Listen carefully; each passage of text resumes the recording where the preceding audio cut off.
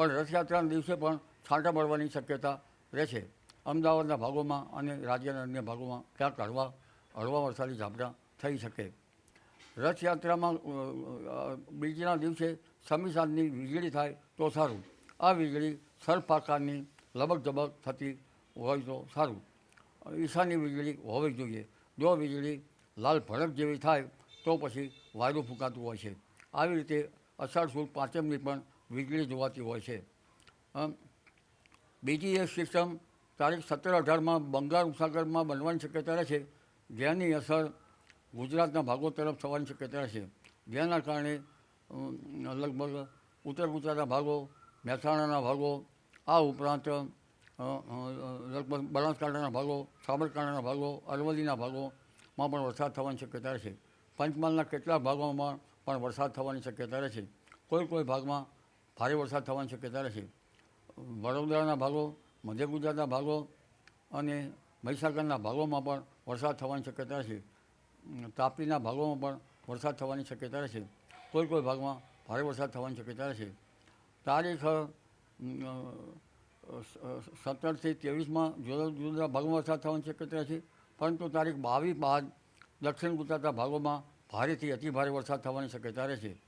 અને તારીખ લગભગ 24, 25 અને 26માં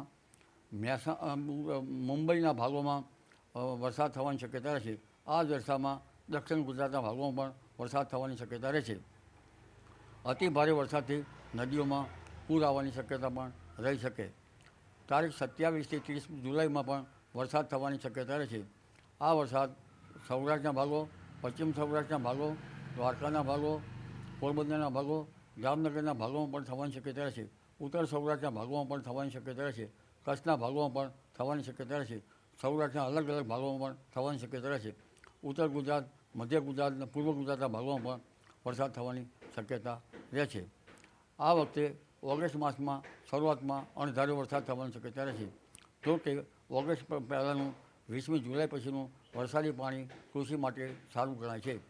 એટલે અગાઉ તારીખ 7-8માં પુનર્વસુ નક્ષત્રમાં વરસાદ સારો થયો હોય તો પછી 20મી જુલાઈ પછી પુષ્ય નક્ષત્રમાં સારો થાય.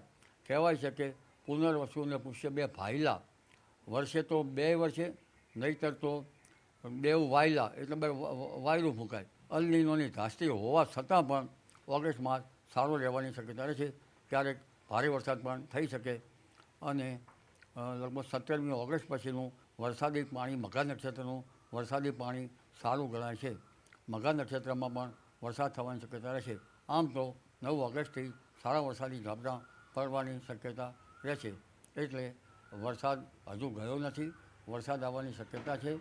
અને 22 જુલાઈ બાદ લગભગ રાજ્યના ઘણા ભાગોમાં વરસાદ થશે. દક્ષિણ ગુજરાત અને અન્ય ભાગોમાં ભારે વરસાદ થવાની શક્યતા રહે છે. દક્ષિણ ગુજરાતમાં અતિ ભારે વરસાદથી પૂર આવવાની પણ શક્યતા રહે છે કેટલાક ભાગોમાં.